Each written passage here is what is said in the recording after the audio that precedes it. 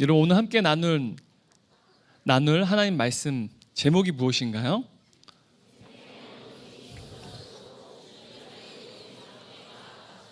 인생의 어두움이 짙어질수록 죽기 살기로 예수님께 나아가십시오. 여러분, 제가 우리 친구들 앞에 보니까 너무 어린 친구들인데, 제가 어린 시절부터 늘 귀에 못이 박히도록 들은 얘기가 있어요. 이제 특히 아버지에게 늘 들었던 이야기가 뭐냐면, 뭐 가훈은 아니지만 여러 이야기가 있지만 가장 많이 들은 이야기 중에 하나는 뭐냐면, 예배 드리다가 죽으면 순교다라는 말이었어요. 예배 드리다가 죽어라. 제가 늘 귀에 인이 박히도록 들었습니다. 그런데 그 말을 듣고 자라면서 사실 저도 그렇게 삶을 살아오게 된 것 같아요. 너무 감사하게도. 우리 친구들도 우리 앞에서 자고 있는 친구들도 있지만, 여러분 그래도 예배당에 나와서 자는 게 참 귀해요. 적어도 악몽은 꾸지 않지 않겠어요? 내가 장년들은 혹은 우리 청년들은 제가 자는 꼴을 볼 수 없지만, 우리 다음 세대들은 제가 사랑으로 제가 다 인내할 수 있어요. 왜냐하면 얼마나 어렵겠어요. 제가 지금 의자 보이시죠? 지금 우리가 앉은 의자. 사실 제가 의자를 고민하는 가운데 또 이제 제자 훈련생들에게도 의견을 물어봤어요. 여러 가지 이제 샘플들이 있었거든요. 사실 저는 이걸 이제 사실 마음속으로 이제 사실은 저희 교회 분위기도 그렇고, 이게 가장 시중에 나온 개인 의자 중에 가장 폭이 넓어요.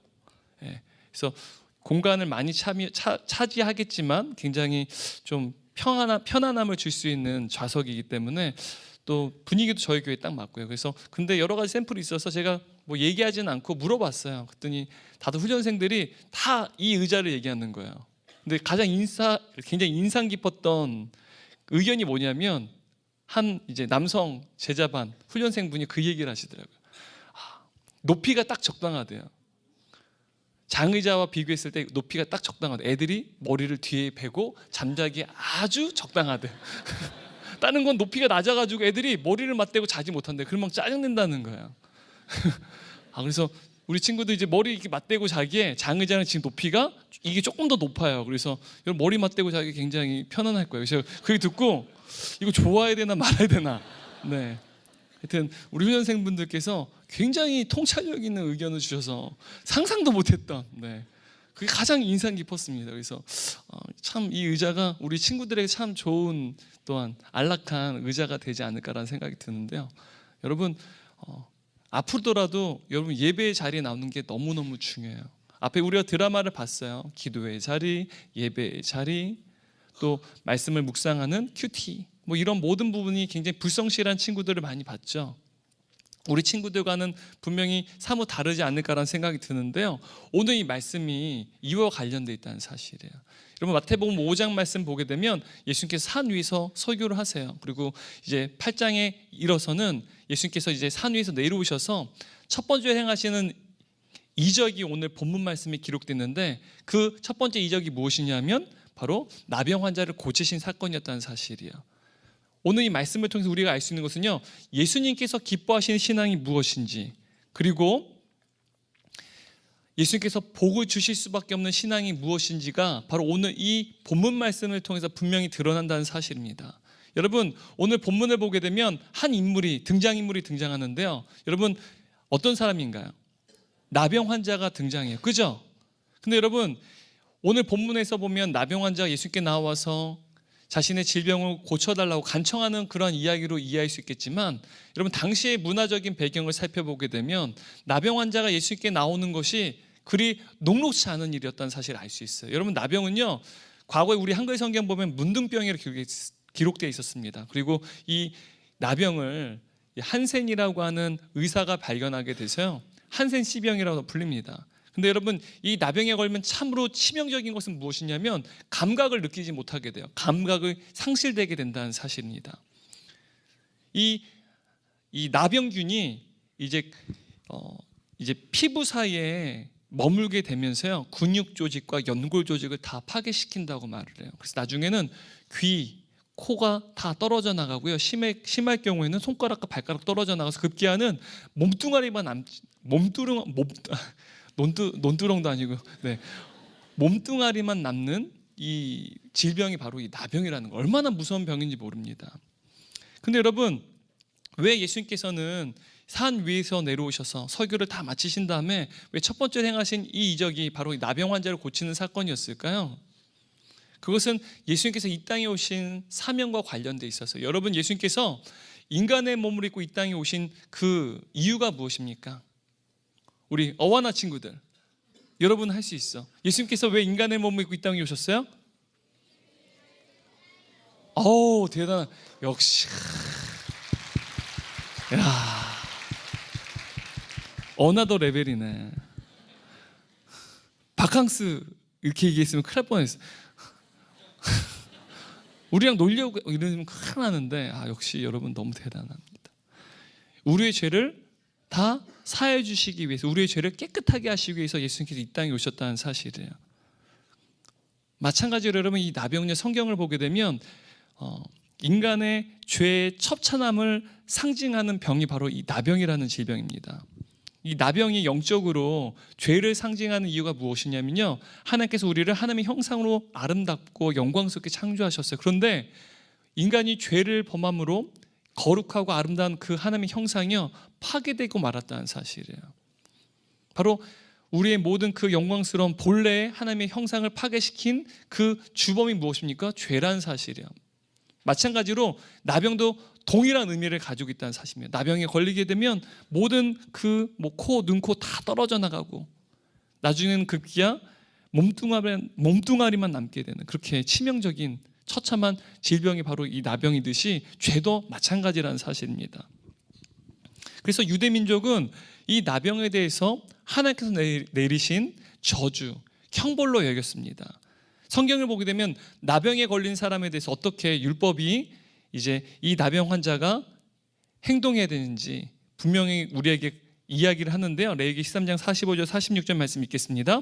나병 환자는 옷을 찢고 머리를 풀며 윈 입술을 가리고 외치기를 부정하다 부정하다 할 것이요 병 있는 날 동안은 늘 부정할 것이라. 그가 부정한즉 혼자 살되 진영 밖에서 살지니라. 여러분, 나병 환자는요, 이 나병이 전염병이에요. 그래서 사람들과 함께 살 수 없어요. 나병에 걸리게 되면 가족들과 떨어져서 마을 밖에서 사람이 살지 않는 곳에서 살아야 되는 것입니다. 그래서 아마도 나환자들과 함께 나환자촌에서 살지 않았을까 싶어요. 그런데 여러분, 이 나환자들이 살기 위해서는 여러분 먹을 것이 필요하지 않겠어요? 그래서 때로는 사람들이 살고 있는 마을에 내려서 먹을 것을 구걸해야만 했습니다. 그런데 여러분, 이 나병 환자는 부정한 자이기 때문에, 또 이 나병은 접촉하게 되면 전염될 수 있기 때문에 늘 마을 사람들이 사는 곳에 오게 될 때 그냥 아무렇게나 내려올 수 있는 것이 아니에요. 오늘 성경 보니까 어떻게 해요? 나병 환자는요, 옷을 찢고 머리를 풀고 그리고 입을 가리고 어떻게 해야 된대요? 부정하다 부정하다 부정하다 라고 말을 해야 되는 거예요. 아무런 행동도 취하지 않고 그냥 마을에 들이닥치게 돼서, 그리고 건강한 사람들과 접촉하게 되면요, 그 나병 환자는요 급기야는 돌로 쳐 죽임을 당할 수도 있었어요. 이것이 율법에 따른 규례였습니다. 근데 여러분, 오늘 성경을 보게 되면 그 나병 환자가 지금 예수님께 다가왔다는 사실을, 찾아왔다는 사실을 분명히 말하고 있는데요. 2절 말씀 함께 읽도록 하겠습니다. 한 나병 환자가 나와 절하며 이르되, 여러분 거기까지만 읽을게요. 여러분, 여기서 나오다라는 이 단어가요, 의도적으로 접근하다라는 뜻입니다. 원래 헬라어 성경을 보게 되면 의도적으로 접근하다는 뜻입니다. 그리고 한글 성경에는 생략되어 있지만 헬라어 성경을 보게 되면 이 2절 말씀 앞에 보라라고 하는 동사가 있어요. 보라라고 하는 단어가 있습니다. 그런데 여러분, 이 보라라는 이 말은, 우리 친구들 보라, 이 말은 여기를 보십시오라는 것으로 우리가 이해할 수 있겠지만, 여러분, 성경에서 이 보라라고 하는 의미는요, 감탄 혹은 강조의 의미를 갖고 있어요. 와, 대단하다. 이게 감탄이죠. 감탄사. 엄마 너무 맛있어요. 엄마 너무 예뻐요. 이게 감탄이잖아요. 그죠? 그리고 이거 중요해. 이거 너무 중요한 거야. 우리 친구들, 오늘 이 말씀 분명히 성경 퀴즈인데 나올 거야. 이거 분명히 외워야 돼. 제대로 암송해야 돼. 요한복음 3장 16절. 네. 그게 강조예요, 여러분. 반응 되게 좋네. 이렇게 선생님들이 널 가르쳤구나, 그지?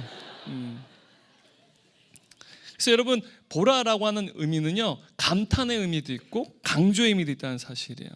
그리고 여기서 이 나병 환자가 예수님께 의도적으로 접근해서 지금 절하다라고 말해요. 이 절하다라고 하는 이 단어가 헬라어로는 무릎을 꿇다라는 뜻이에요. 그런데 이 무릎을 꿇다라는 이 단어는요, 예배하다라는 동사이기도 합니다. 그래서 이 단어를 이제 신약 성경에 볼 때 등장하게 되면 우리가 절하다는 의미도 있지만 무릎을 꿇다는 의미도 있고요, 사실은 예배하다는 의미도 있어요. 그래서 이 단어는 특히 예배에 대해서 이야기하는 대표적인 단어 중에 하나입니다. 예배하다. 그래서 여러분 2절 말씀을 원어의 뉘앙스를 살려서 번역하면 이런 뜻이에요. 그리고 보라, 한 나병 환자가 다가와서 그에게 절하고 말하였다. 여기서 그가 누굴까요? 예수님이에요. 아우, 너무 똑똑해.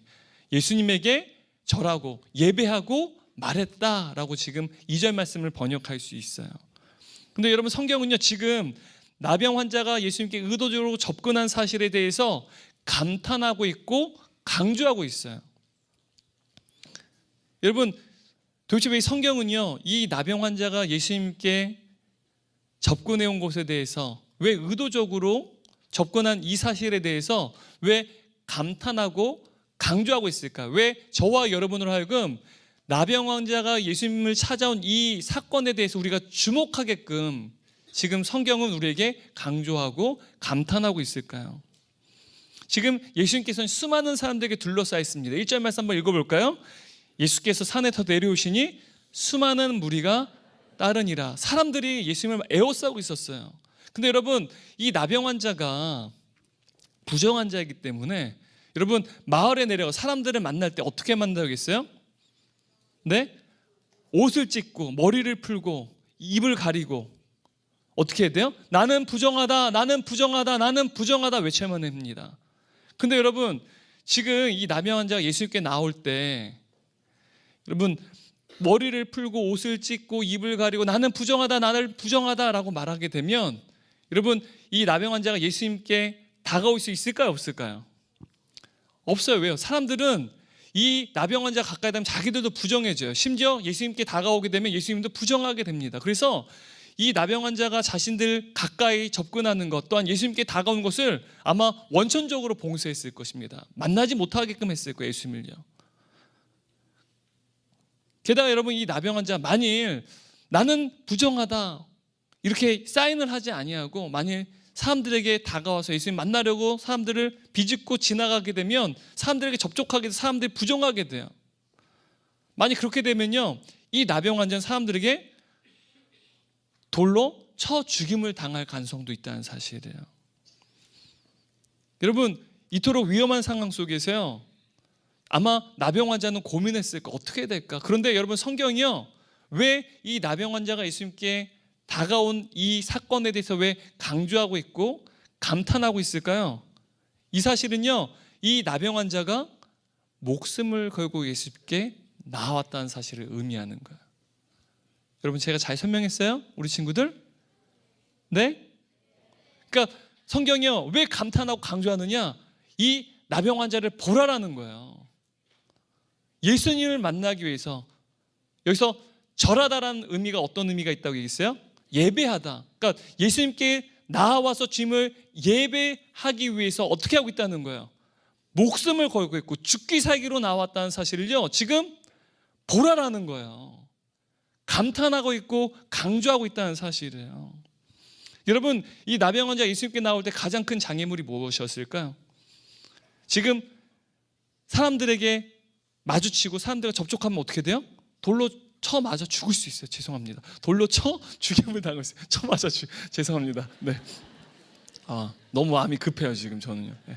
돌로 쳐 죽임을 당할 수 있습니다. 그래서 여러분, 예수님을 만나게 나병 환자는요, 생명을 걸고 지금 예수님께 나아가고 있다는 사실이에요.